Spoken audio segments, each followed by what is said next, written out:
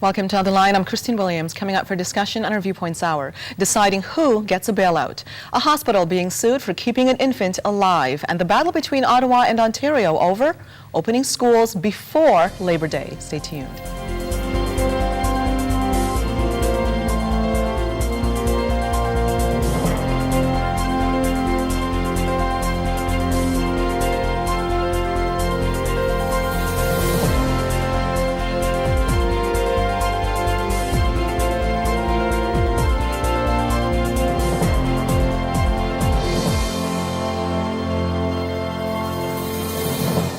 And these are the issues we're presenting today to our Viewpoints guests for commentary. As the world prepares for the G20 meeting in London, England in a couple of weeks, a sense of confusion still remains on how to fix the world's ailing economy here in Canada. Do we opt for more bailouts? If so, who gets it? A Montreal couple has launched a $3.5 million lawsuit against a hospital for saving their newborn disabled daughter's life by putting her back on life support without their consent. And should we or should we not return our kids to school after summer holidays before Labor Day? That's the dispute between Ottawa and Ontario. Ottawa wanting to stay with the longer break. Now let's meet our Viewpoints guests. Robert Metz is president of the Freedom Party of Ontario. Before that, he was a businessman. And Kamram Niazi is a businessman, more specifically a management and recruitment consultant. And you, the viewer, you are our third guest. Feel free to call in at any time with your comments about any one of the subject matters we're addressing today. And of course, anywhere you look, the topic seems to be about our ailing economy. Take a look at the headline. Now, with this particular story, America's monumental failure of management. That written by Henry Mintzberg from the Globe and Mail. To make a long story short, he's saying that America, and you know, you could apply it to Canada to some degree, but America seemed, well, they seem to be known now for the greed that got them in this mess in the first place. So what he's purporting in this article is we're continuing along the lines of what went wrong in the first place, indulging greed, and it ends up in a vicious cycle. For instance, we keep on hearing stories about stimulus packages and bailouts, but the big question is, how much do you bail out and to who? From what I said earlier, the G20 meeting in London, England is going to take place in about 2 weeks. But the sense that you're getting from reading many articles is that, hey, nobody seems to know what's happening. One thing that the Japanese finance minister said, he believes, along with a lot of other G20 leaders, that we need to be focusing more on bailouts, believe it or not, and stimulus packages, and less on restraint and regulation. Now, the question that we're asking you, the viewer, do you believe that? Do you think we're at an economic time now where things are so bad that we desperately need the government's help? Or do you believe, go for the invisible hand, wait and see what happens, let us learn from our mistakes, and we'll see where it takes us? So let us know how you feel as you hear our guests and I discuss the main issue today, and it's the approach to what we're seeing happening economically. And Kamran, I'm going to start with you on this one. First of all, if you look at this article talking about America's monumental failure of management, would you agree with the premise of this particular article? It's a very bold article, and I do agree with the premise of the article. Having gone through MBA school myself and having worked with MBAs and recruited MBAs and placed MBAs and lots of other, you know, XXXs in terms of, you know, designations and qualifications, I think to a great extent the article really hits the mark. And the reason for that is that it's talking about the self-centered approach to making sure that long-term holistic benefits are sacrificed for short-term gains. Mm-hmm. Okay, we all come from a culture, especially in the commerce and business world, where you are defined by short-term targets, quarterly targets, semi-annual targets, and annual targets. And you set up a plan, and you work towards that plan by hitting these quarterly targets, and then you get a big fat bonus check at the end of it. According to this article, our MBA students, unfortunately, that are graduating, they're graduating with the same mentality, looking at the short term, not the long term. Do you agree with that? Well, I think Peggy Cunningham, who has just accepted the leadership position at the Dalhousie Business School out in Halifax, has also examined this issue, and she's talked about responsible leadership. What have MBA programs been teaching MBA graduates up until now? And how has that got to change with the new world order? Because that's exactly what it is. A philosophical question needs to be asked in terms of what are we actually going out there and teaching our future business leaders? Does anybody know, though, what the future is holding here? I mean, we don't have a crystal ball, but there's a clear sense as you go from article to article, even when it comes to the United States, okay? They're pretty much fixed when you look at Canada. What you're hearing is we're putting out less than, if you look at our stimulus package, less than the 2% of our GDP in the form of a stimulus, and that's what's recommended by the International Monetary Fund. But if you look over in the United States, you go from one article to the next, you're hearing it's 4.8%, then you're hearing it's 5%, then one other article said it was a whopping 10% of their GDP. So you're getting a distinct feel that nobody knows what's happening out there, even in terms of numbers, far more to even try to project ourselves into the future to understand what this global market is presenting itself with. I agree. I think it's more important to look at what that money is being spent on and how that money is being targeted as opposed to how large the overall stimulus or bailout check is. Where is that money going? Again, look at it philosophically. Are we just trying to encourage more of the same?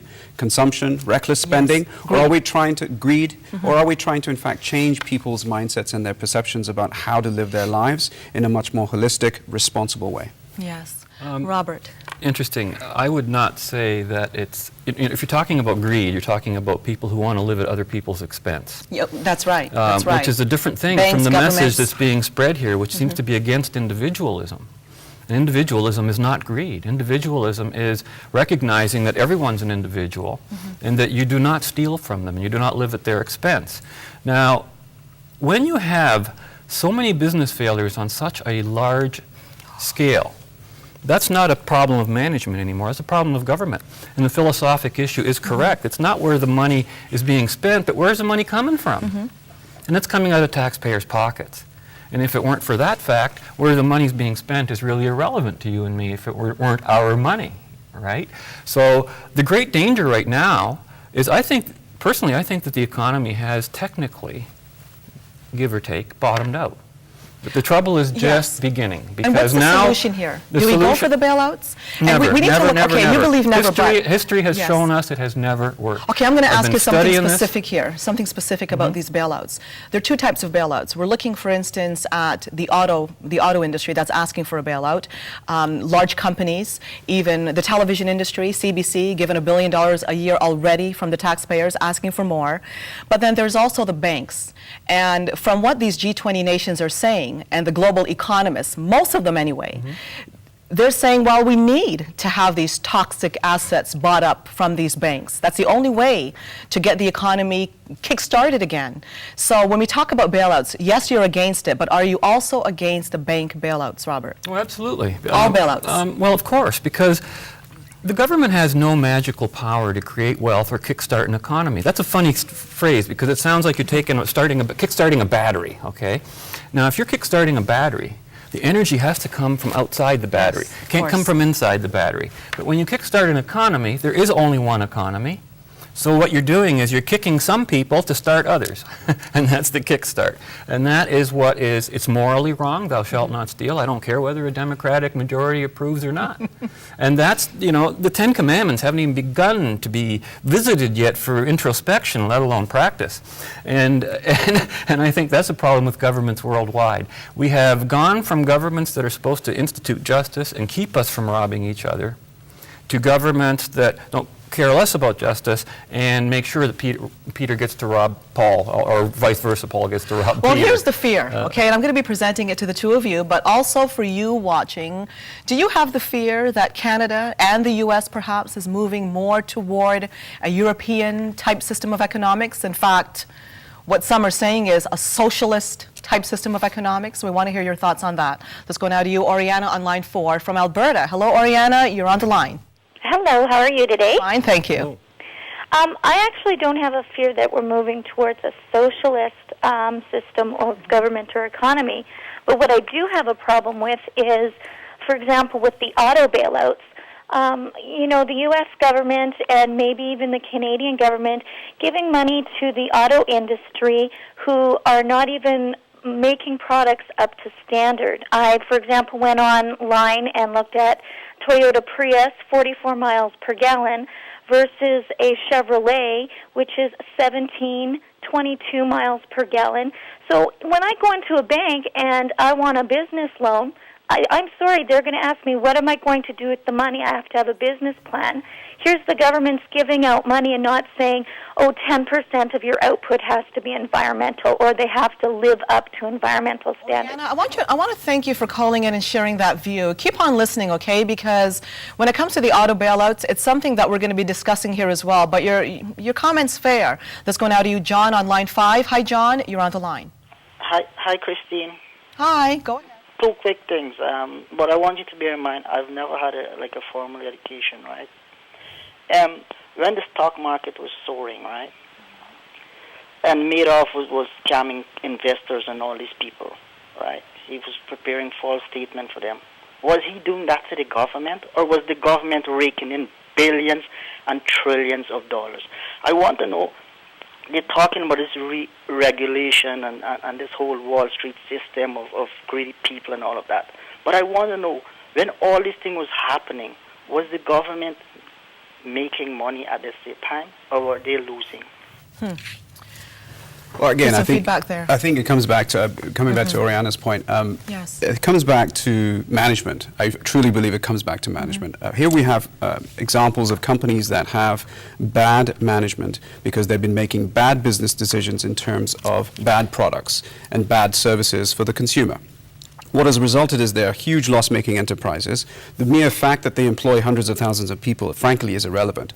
What they've done is actually taken shareholder value and actually completely decimated it. But why would and they try do to put that? and try to put because they're making bad products. But what if the result of their actions is bankruptcy and failure? I don't disagree with that.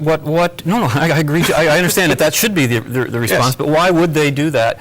Like the implication is here, they're doing all that on purpose. No, they're not. Nobody's saying that. I think what it is basically the companies are making bad decisions, management's making bad decisions, they're making bad products. What they're now looking for is a handout, and that's the real crux of the argument. Should the government be sitting at and actually handing out this money, which, as you quite rightly said, is taxpayers' money, and Yes. so somehow they're accountable to us now, okay? Are we going to get that accountability actually acted upon? Who's John to say? actually asked a question, too, that I want to back up a bit, because I do want to get back to the whole auto industry bailout thing, but he was asking the question if the government, if they're the ones making all the money. Well, is that not a sort of a two-part question? Because Governments don't make if you money, look, they tax. Well, exactly, they tax. But the point of the matter is, when you look at the government members, when you look at those representatives in government, they're not going to be starving for cash. Governments do run deficits, if you want to look at it that way, but they're not starving for cash. Print cash, and, Yes. and that's the big danger right now, is that they're going to print cash. That's what the problem we're in today is caused by expansion and contraction of the money supply and easy credit, as they call it. Exactly. And so what's everybody calling for as a solution to the easy credit? Hey, we need more easy credit. And that's what you see. You see Stephen Harper saying it. On one hand, he's condemning people like me for saying that free market's the way to go, and you want to tighten your belt and stuff. And on the other hand, out of the same mouth, he says we've got to loosen up credit. The man was and facing interest off rates against a are coalition. lower, We have to remember today that. than ever. Right. But there you have it. Now, for the auto industry bailouts, if you look at it, okay, because our finance minister has been saying the money's not just going to be given away freely. If it ends up being decided, there are going to be strict conditions attached. Do you buy that? I don't think so. I think that even they can attach as many conditions as they want to. At the end of the day, what you have is a bad product. What's the option, that nobody though? wants to buy. What's the option? Let them fall if they need to? Absolutely. Mergers, acquisitions, divestitures, whatever it is. I mean, let's bite the bullet now. Let's take the bad... And see where it takes us. Let's take the medicine now and see what happens. I mean, this is as bad as time as any, and everybody's suffering. Our banks are in a better situation than most other banks across the world, and that's because of good management. It's because of good oversight. It's because of a risk-taking attitude that was controlled. It wasn't all loosey-goosey like it was in the U.S. And that has had huge implications in terms of stabilizing our financial sector and stabilizing the ongoing sort of support of small businesses and of consumers as well. I mean, credit is available. It's probably not as freely available as some would like, but it's certainly better than the U.S. or the U.K. for that matter. Okay, and we're going to go for a break, and when we come back, we're going to get straight back to you on the phone lines. Don't go away.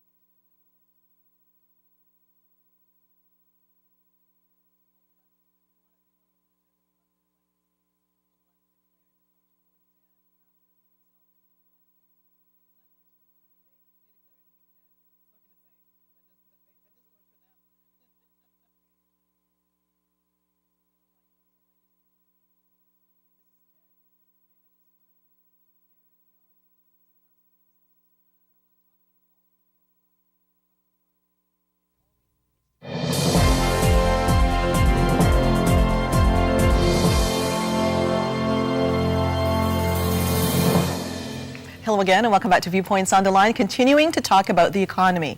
And the question that we're asking you, because nobody seems to have a firm grasp on where the world is going and what we should be doing, well, of course, we're focusing on Canada. When it comes to the whole bailout talk, do you think that certain companies, like the auto industry, because let's face it, it's a very large industry, if that goes down, a lot of people lose their jobs, and then, of course, that affects the steel companies, and there ends up being a ripple effect. So if you do believe in some type of a bailout, what kind of a bailout do you believe in? Let's go now to you, Linda, on line 6. Hi, Linda. You're on the line.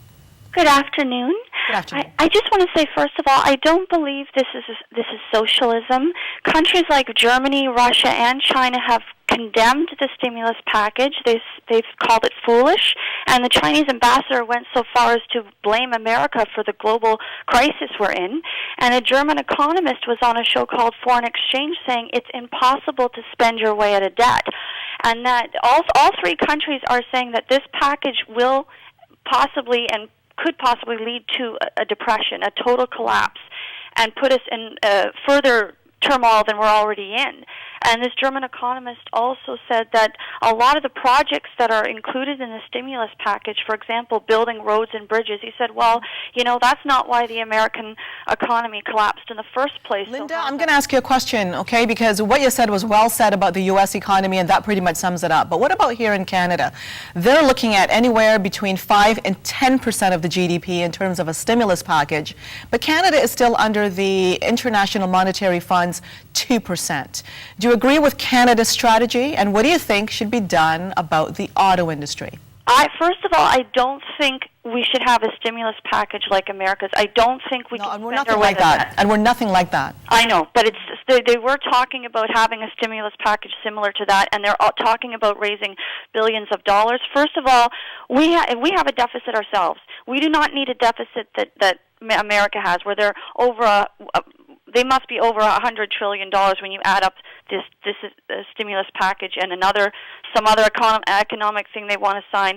When you put it all together, they are way in over their heads. Their great-grandchildren are not going to be able to pay this off. They are slaves to this debt. And Canada, we do not want to be in a situation like that.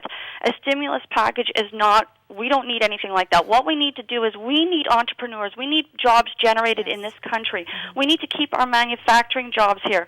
That's what we need. And a lot of our manufacturing jobs, unfortunately, have been sent overseas. No wonder our economy is failing. What do people expect when all the jobs are being sent to other countries? Now, that's great for those countries. Linda, I want to thank you for your call. Yeah. You make a lot of sense there. I'd like the two of you to give some feedback on this, because once again, the word socialist has come up quite often concerning the kind of a bailout that the United States is going for.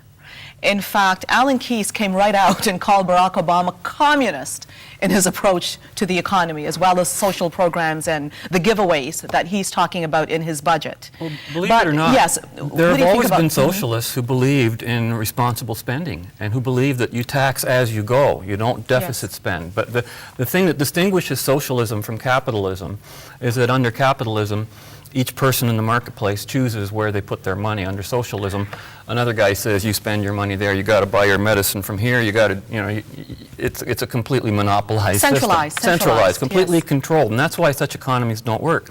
But there's two issues being confused here. The bailout of the banks, which is a credit situation, and the bailout of the automobile industry, which is an entirely different phenomenon, and strangely enough, I think, only happens to be happening coincidentally with the banking crisis to some degree, except for the fact that they need credit. In the car industry, I don't see a shortage of cars out there anywhere. Okay, it's not like the economy needs more cars. That's not where the economic need is right now. Competition is the problem. That's exactly the problem. We've produced enough cars. We don't need any more. Cars are so cheap now. They're 0% financing and everything, which has been going on for a long time. You can't make it cheaper. Now we've got lots full of cars that are unsold. Is it time for us to just give it away to the Asian markets? Let me give you an example. We don't have to do that either. If you look at what Chrysler said, they threatened to take their business abroad if they're not bailed out, some $2.3 billion. But here's what they're saying, that the cost of labor is the problem, that for each person working, it costs them at least $20 more per hour than the average worker that works overseas for Honda or Toyota or one of these overseas companies. So how on earth do we ever, and that's the crux here, how do we compete overseas? Or do you just say, you know what, it's a global market, let's learn to? I think at the end of the day, you've got to accept that every economy, every country, it evolves, okay? And the business practices and the efficiency and the competitiveness of a country and its economy evolves as well. What Canada is going through right now is what the UK went through 20 years ago, with the decline of manufacturing, with the decline of the auto sector actually producing cars in the UK, and those companies were either sold off or they were allowed to go under, and they were bought up. They were bought up. Those cars didn't go away. There were still enough cars on the streets, and those jobs went away short term, but the people, the human resources, the human beings, if you can call them that were responsible for producing those cars, eventually that whole employment sector gave way to the service sector. Okay. Now, the argument stands that maybe that's not as efficient now either, and that there's been a lot of layoffs in that sector as well. But the point I'm making is that as economies evolve, people need to understand that certain sectors will decline and certain sectors will evolve and it's a natural succeed. process. It's a natural process. Do you have faith in that natural process? Absolutely. I work in the recruitment industry. I work in the employment sector. I am fully aware of the fact that people can re-engage, they can re-educate, they can learn new skills, they can come out with new competencies and new experiences and new skill sets that will make them more successful in a newer, more changing world. Okay, now here's the elephant in the room. Economics has always been related to politics. Even before the economy so-called fell, I mean, it was happening over a long period of time, but just before Christmas came the big announcements. But even before that, you were hearing doomsayers, and I'm not saying it in a negative way. Sometimes the doomsayers are correct, but you were hearing warnings about the Asian markets coming up, and you better watch it, North America, because North America is starting to decline. So we're looking at the political issue here, a strong one. Is it possible that if the U.S., let's say, or North America leaves things as they are to the invisible hand, that we'll be giving way to the Asian markets and doing ourselves in politically and economically? In regards to the global, you don't believe that's going to happen? Quite the reverse. I think we would go completely the other way. People would adapt immediately. I think it's a mistake to say that our car manufacturers are producing bad products. What they're producing is too many, and the products that people don't want. It's like in the movie Other People's Money when Danny DeVito tells the shareholders, I'll bet you that last horse and buggy company made the best horse and buggy in the world. And it doesn't matter how good the quality of that horse and buggy was, people were buying cars now. And the world is changing. When I look at the Asian markets, you know what Sony's building and companies like that? Robotics. Yep. They're building robots that look like people. Big. Yeah. And in South Korea, they want household robots that look like people in every home by the year they're actually 2020. developing a Bill of Rights for robots. Absolutely. They have robotic conventions in Europe. And I was reading all this stuff at a time when we're sitting here in North America, and I'm feeling, wow, we're becoming the second and third world. Because the rest of the world is going around us. U.S. is building too. They're talking about replacing it. And that's what the military. Of course. And the military is one of the legitimate sources of government spending, because that's a legitimate function of government. But taking, Peter's money given at the poll, that's never. You don't believe in that one bit. Never, because it's always destructive. It can never help anyone to hurt someone to help them. I mean, you don't spread the pain. That's not the right idea, and that's the word you see with all economic stimulus packages. We're going to spread the pain. They actually call it that in the headlines, as though it's something to be proud of, Imagine if you were sick with a deadly illness and you're going around spreading the pain to everybody else. I think you'd be locked away. But economically, we don't think that way for some reason. Okay, we're going to go now to Mitchell on line 5. Hi, Mitchell. You're on the line. Good afternoon. Yes, go ahead, Mitchell. I'm a victim of the music industry. I got a question for you guys. I've heard over and over in the news that about this recession and the state of the recession we're in now, right? But 12 years ago, when the government was asked to regulate the internet, right, which caused this disaster in the first place, it's like, what's the big deal now? Why bail out everybody else? So that's my question.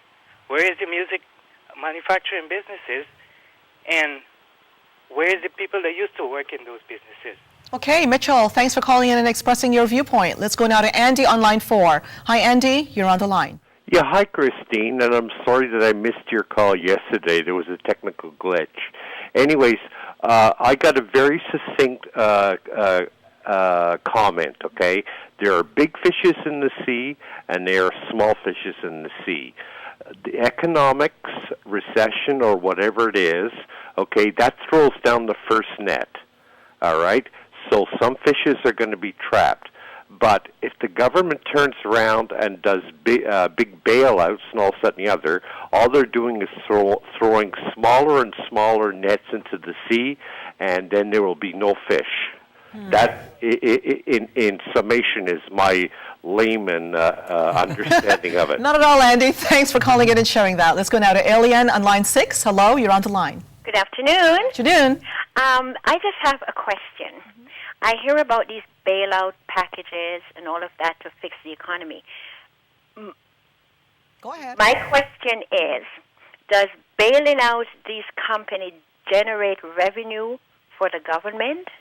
Whereas with people working, I know for a fact it generates revenue. So I'd just like someone to answer that question. Yes.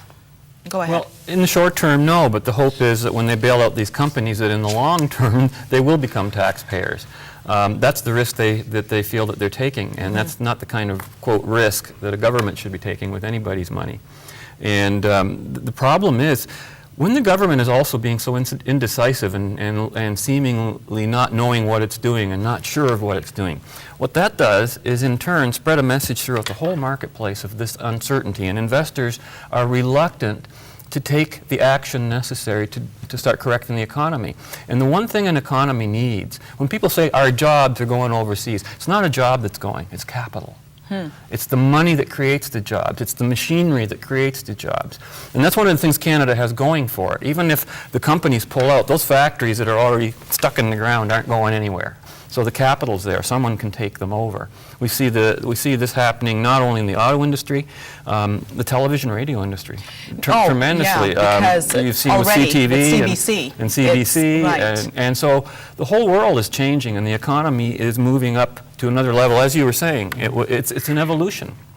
And we can't stop it. If you try to stop it, okay, something you're to going to go consider. backwards. You're not going to stay the same. That's the We're thing. going to come back and briefly talk about it because we need to move on to our other subject matters. But some food for thought here that I'm going to be asking you when we get back.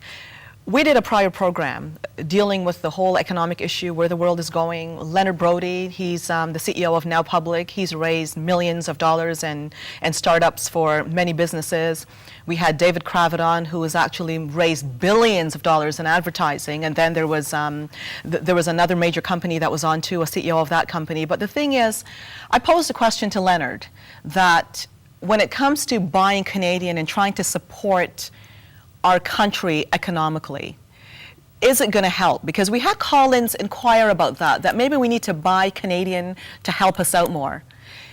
What his answer was may disturb some people, but I sense that this could be the reality we're facing. And both of you are businessmen here, so I want to know what you're going to think. I'll save it for after the break, but this was his answer. That to ask somebody or to focus so much on the Canadian and buying Canadian economy is like telling a person, don't take a holiday overseas anymore. Just stay in Canada and do your shopping, because the fact is we live in a global market and there's no turning back the clock. The chips are going to fall one day, where they will, but as David Kravitz pointed out, perhaps it's time for us to start thinking, how in Canada can we be more competitive? So I'm going to be asking the two of you that question. And of course, we're going to get back to you on the phone lines. Don't go away. We'll be back.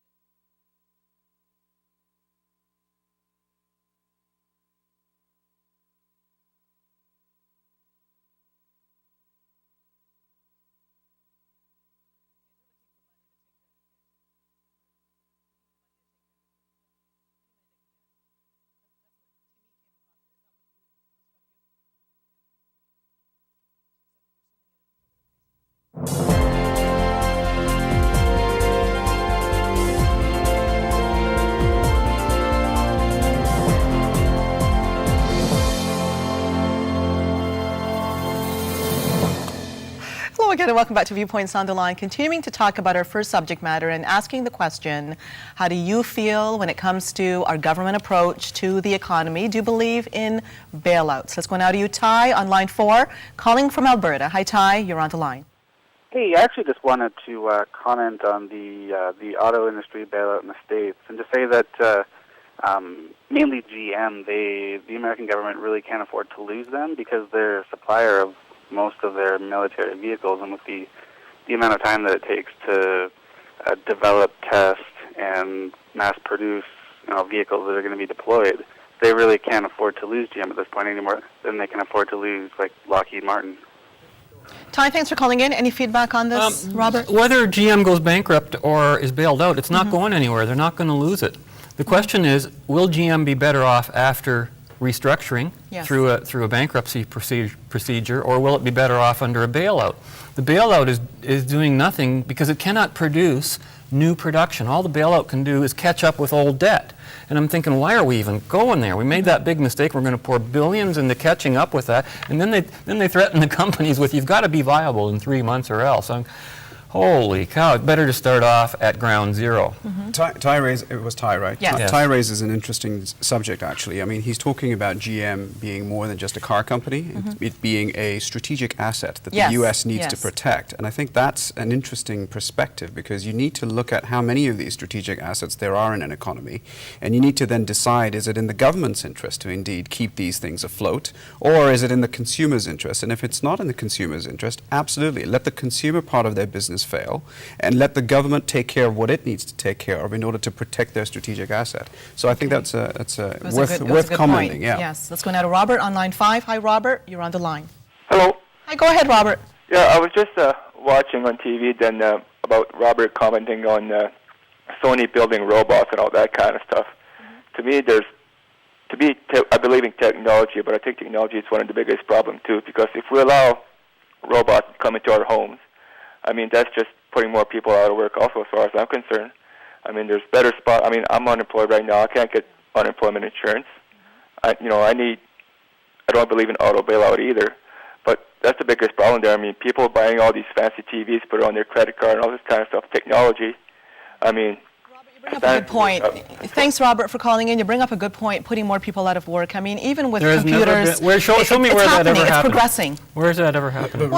But Robert's making a good point as well. He's talking about human resources, and he's talking about the human piece of human resources. Right. Okay, and that's what Mintzberg talked about in his article. I mean, we hardly see a teller in a bank anymore. Exactly. If you look at it that way. Exactly. But we still don't see bank branches did once close, but now they're reopening, because the human element in every customer, client, or every sort of service provider, client, customer interaction is becoming more and more relevant. And that's, I think, an area where the Western economies, in terms of their approach, in terms of looking at responsible leadership, looking at commercial enterprises that look at the entire spectrum of what you're actually providing and how you're providing it and who you're providing it to, can lead the way. The robots are fine, but you're leading to an insular society that's got a whole bunch of other issues as well. But what Robert says, I'm going to have to move on because of time, but what Robert is saying really ties into the question I was asking the two of you before the break. And that is, in the face of so-called progress, a lot of changes happen. It can be quite frightening. Many are saying, buy Canadian to help our economy. The other side is, hey, instead of thinking buy Canadian, how about Canada become more competitive in the global market? You agree with that approach? I mean, we have to accept the reality that we live in a global marketplace. The freedom of labor and the freedom of people and minds and ideas is pretty much unrestricted now, give or take a couple of protectionist regimes here and there. But talking about goods and talking about items of manufactured substance that either can or cannot be in Canada, we don't know how to verify that. I mean, I think I was mentioning earlier on, I was reading an article. Toyota makes cars in Canada. Toyota sells cars in Canada. Just because I buy a Toyota, does that mean I'm not buying Canadian? Where do you draw the line? Where do you draw that line? GM and Chrysler. Some people would say not, because it depends where the capital comes from. So you can get in all sorts of... Canadians, but I agree with what you're saying. Canadians are getting utility from it, and it's keeping Canadian jobs in Canada. Peter on line 4. Hi, Peter. You're on the line.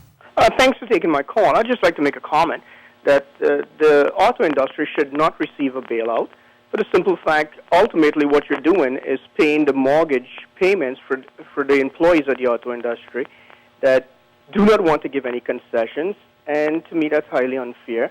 Compare that to a mom and pop's corner store where a couple of people lose their jobs and they do also have a mortgage to pay. Who's going to come and bail out the little person? Thanks for calling in, Peter. I'm seeing a nod here. Well, again, that's why the government is always interested in majorities and large numbers, because that's where they'll put their efforts. But theoretically, this Buy Canadian thing, imagine if I had a choice of buying this cup from a Canadian-made or American-made, and say, or foreign-made. Say the foreign-made one costs $1, the Canadian-made one costs $2. Now, someone might argue I should buy the $2 cup instead of the $1 cup, but what does that do to my economy? I have $1 less to spend on another Canadian who might be producing another Canadian product or any product. And all I've done is given a single producer twice as much money that he should not get otherwise because he's competing with someone else. Yes. So it doesn't make any sense. And if you think that we should buy Canadian, well, why not? Why shouldn't we buy Ontario? And why shouldn't Torontonians buy Toronto only and not go to London? Why shouldn't Londoners Support just... the city. Exactly. And you hear people that talk like that until you get down to the point where, why don't you just stay in your backyard, grow your own grapes in the back, don't trade with anybody. It does take us back to the early days, to say nothing, before industrialization. To say nothing of the people on the other side of the border who are our major market, you know. We don't want to cut them off. So what do we say? Support Canadians when you can.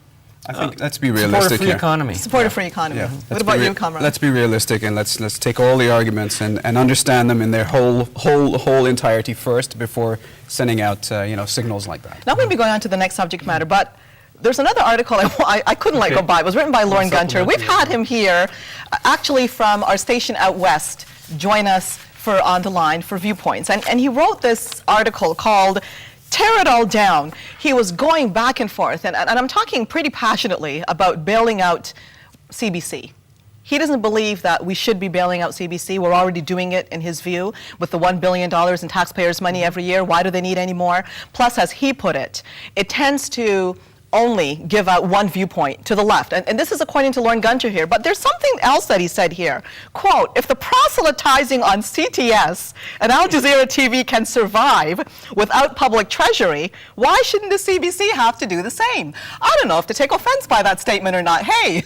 I think you were complimented. I think so. I think Al Jazeera was accepted as a part of mainstream media there as well. So and he did write an article about On the Line before. Exactly. Okay, I got to credit him for that. When he joined us that day, we were covering the whole coalition issue and the budget that came down, and he was surprised, like all of us that were here, that the majority of callers that called in fact, I'll go so far as to say 95% of the callers, everybody wanted to know about those rebates for doing their home renovation. Homes, So he commented that it was like watching the Home and Garden channel. So we'll leave that there. Just leave it there. Now, the next issue that we're talking about, I'm going to introduce it, and we'll just get a couple of points before we go for a break. It's a very tough one. Take a look at the headline up on your screen there. Hospital sued for keeping infant alive. This is a tough ethical issue we're looking at here. This is a couple in Montreal. They had a severely handicapped infant. And based on this article, it was treated at a different hospital. It's now moved over to another hospital. And from what their lawyer is saying, the child is doomed to a life of, well, again, being handicapped. Now, the child was, the parents made the decision to take the child off life support, thinking, what's the point? Well, the child survived, and now it's in another hospital. The child went through another bout of difficulty, to be expected, so the hospital made a decision to save that child's life, hook it on life support, whatever might have been. Maybe they were thinking, well, maybe it'll survive if you take it off life support. But here you have it. The parents are angry that that hospital decided to put their child back on life support. And now they're threatening to sue. In fact, they're going ahead with a lawsuit, $3.5 million against that hospital. So the question we're asking, do you agree with the parent strategy? Does it seem like they're looking for cash to support this child? Not an easy issue. We're going to go for a break. We'll be back after this. Don't go away.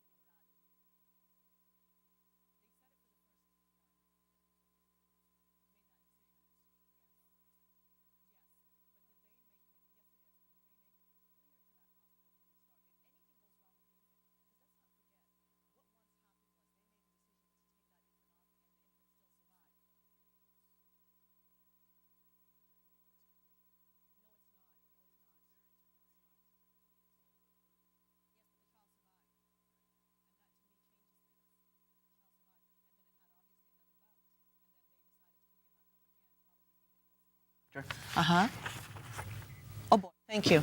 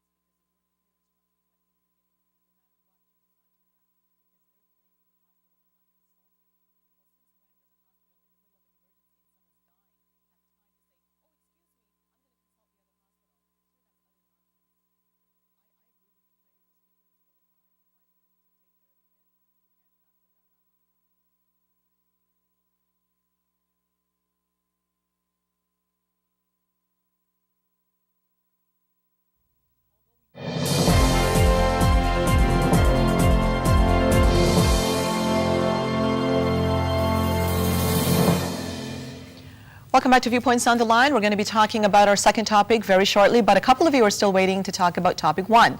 So we'll go to you quickly. Let's go now to Nabil on line 4. Hello, you're on the line. Yes, Christine. Yes, go ahead. Yeah. Hello? Yes, your comment. Yes, please. I have 2 questions. First question. Why everybody was, 4 months ago, we were in a good situation. And now most of the people, they are just calling and saying we are in a difficult situation and announce bankruptcy, and they said there is a lot of layout. The second portion of my question about the GM and Chrysler. If the federal government bails them out and they didn't succeed to be competitive, are they going to liquidate their assets to get back the money which paid by the taxpayers? Mm-hmm. Yeah, good considerations. Thanks for calling in, Nabil. Let's go now to Myron on line 1. Hello, Myron. You're on the line. Yes, I was just wondering, the United States gets about 40 to 45% of its oil from Canada. They are paying about $1.60 a gallon right now, and we're paying 84 cents a liter, which kind of is scary for the price of oil at $45 a barrel. But with 200,000 people roughly out of work looking for a job, how are they going to be able to spend their get money to buy the gas at 84 cents a liter looking for a job when they don't have any money coming in? Myron, good question. A really sad point, isn't it? It's well, a sad yes. point with a situation that we're in. That's why you don't want to get into these economic situations. But Nabil was saying that 4 months ago everything was okay. It wasn't. No, it wasn't. It wasn't okay. We were just, No, you're just falling getting off into a cliff, you're 3 feet from the bottom, and We're everything's free okay falling. while We're you're free here. falling. But we're just not accepting the fact that things were not okay. They were just sort of glossing over you the know reality what? of the situation. The bottom line is we didn't want to see a panic. The government didn't want to see a panic. When you start telling people the economy is bad, people start restricting their spending, which unfortunately Well, it's makes the interesting, problem worse. Since But Obama was screaming like like it's a disaster when he first got elected, you know. So I think he did want to almost create a panic to justify. Well, of course, because he wanted to get elected. He wanted to get. It was a big political game. It was election time. Spending more money and getting ourselves into more debt is Now, not the answer. I know you guys are trying to avoid this ethical topic we're dealing. Okay, you're trying really hard, but we're going to get you into it anyway. Back to the subject. This is a sad one. This is a really sad one. But yeah, go ahead. It's very Go tough ahead. because sitting here, we don't know the absolute, essential truth about each step of what occurred. Yes. But taken as a whole, the story does represent a couple of very sort of unfortunate circumstances. And I would preface everything by saying that, we have no idea what the parents are going through right now in terms of their child and the decisions that they have to make in relation to the welfare of the child. But clearly there has been a breakdown in communication. There is definitely a breakdown. And I think that the reasons for that breakdown in communication, those reasons need to be examined. And if litigation is the answer, I'm not convinced that it is, but if it is the answer, then that litigation is justified in terms of getting to the crux of the matter and finding out why that breakdown occurred. And ultimately, you've got to look at it from the child's perspective. What is in the welfare of the child? What is going to be the best decision-making process that's going to result in the best decisions? Well, from this article, that side of the legal suit is saying the child's better off dead and would want to be if she had a choice, but you cannot speak on behalf of that child. On behalf of a child Another that issue can't that I say have a real problem with here, although I sympathize with the parents and I realize it's costly, in their suit, they're questioning why the doctors in the second hospital did not consult the doctors in the first hospital. But when you're faced with an emergency situation of life or death, you're not going to run away to pick up the phone to try to locate the doctors that may have worked on that child to find out what to do. Doctors are in the business of saving lives. Let's go now to Marie on line 5. Hi, Marie. You're on the line. How are you? Fine, thank you. Hello? Yes, go ahead, Marie. I just want to make a comment. I believe that no one should actually take another person's life. It doesn't matter whether it's your family or not. When you have a child, you're supposed to love the child, no matter what, whether the child is ill or not. Marie, thanks for calling in. Robert, your opinion on this? These parents do love the child. According to all I know about this case is what's in this article. Of course, and now, some's according lacking. to this article, the parents have since bonded with the child, are no longer seeking to have the child's life terminated. But at the time of the decision, the child was deemed to have very little consciousness of life, would be deaf and dumb, would never be able to see, never be able to walk, almost senseless in every sense.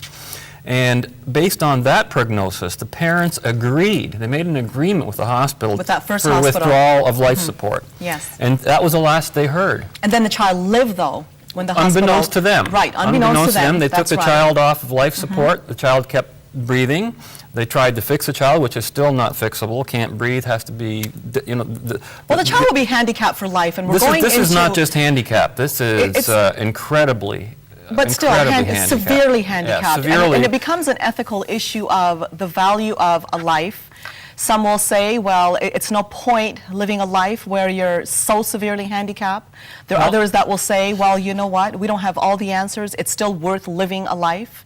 We don't know how long this child's life will be. So it becomes a severe ethical question. Certainly, a child has no ability to consent to anything. No, but however, they've inferred consent on behalf of the child.